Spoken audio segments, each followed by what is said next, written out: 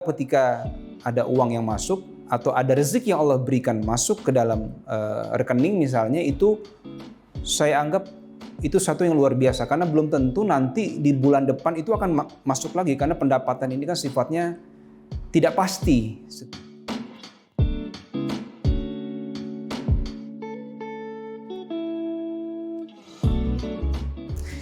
Arti rasa cukup buat saya, cukup itu harus sejalan dengan rasa syukur. Manusia itu pada intinya menurut saya mungkin tidak pernah ada rasa cukup kalau dia tidak bersyukur. Karena dalam Islam ketika kita bersyukur, maka segala nikmat itu akan Allah tambah. Tapi kalau kita kufur akan nikmat, maka azab Allah akan sangat pedih. Maka dengan rasa bersyukur, apa yang saya rasakan adalah kita merasa cukup pertama, kemudian kita merasa bahagia. Kita tidak iri dengan nikmat yang Allah berikan kepada orang lain. Maka mudah-mudahan dengan rasa cukup, dengan rasa bersyukur yang seiring berjalan, ya mudah-mudahan itu bisa menjadikan kita manusia yang lebih baik dan juga terus bisa berusaha dan mendapatkan keberkahan dari situ. Jadi memang sebagai orang yang berprofesi di dunia seni peran, ya, memang pendapatan itu bukan sesuatu yang pasti buat saya. Lalu bagaimana cara menyikapi? Saya berusaha yang pertama adalah mengedepankan wajib saya untuk selalu menabung. Artinya buat saya pendapatan yang masuk itu, saya anggap itu pendapatan yang ketika nanti mau dikonsumsi atau nanti mau digunakan uang itu, maka harus hati-hati gunakan uang itu sesuai dengan kebutuhan, bukan keinginan.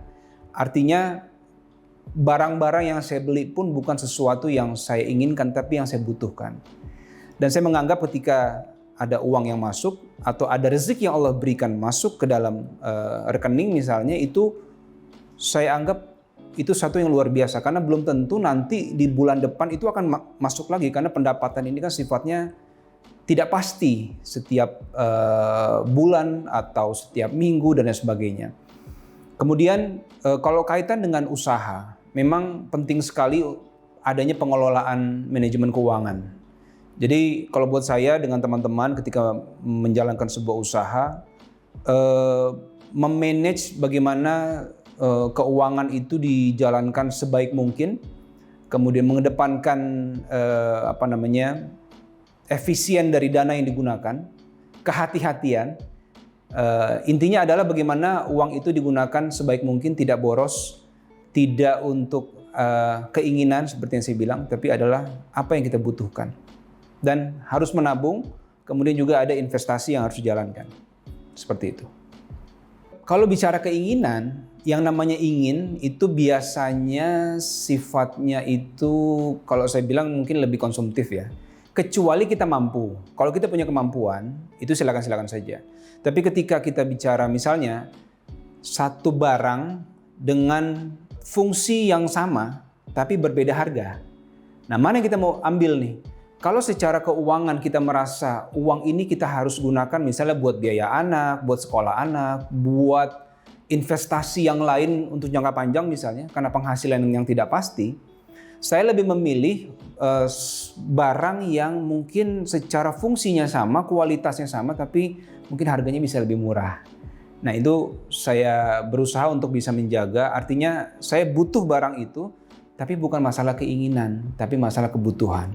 Gitu.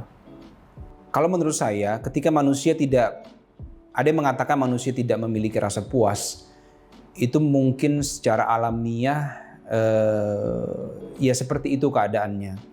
Tapi memang ketika kita menjalani hidup ada guidance yang harus kita ikuti, yaitu aturan agama. Di dalam Islam yang saya sangat meyakini adalah bahwa rasa syukur itu harus ada di dalam setiap tahapan dalam hidup kita. Baik dalam kehidupan rumah tangga misalnya, kepada pasangan, kemudian pekerjaan, rezeki yang Allah berikan. Maka rasa syukur itu harus mutlak ada setiap hari kita ucapkan dan kita rasakan itu.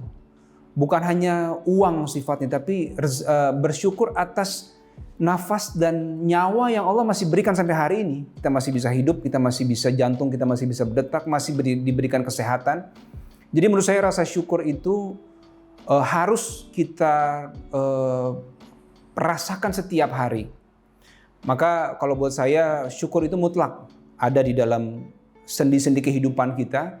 Artinya itulah yang membuat hidup kita jauh lebih nikmat, hidup kita jauh lebih dekat kepada yang maha pengasih lagi maha penyayang. Dan dengan itulah kita bisa lebih menikmati segala hal yang ada dalam hidup menurut saya. Dan dengan bersyukur, insya Allah kita merasa cukup dan merasa puas. Satu kesimpulan yang saya bisa ambil adalah bahwa setiap hari, setiap kita membuka mata, kita harus selalu bersyukur bahwa Allah masih kasih kita kesempatan untuk hidup dan mencari rizki berikutnya.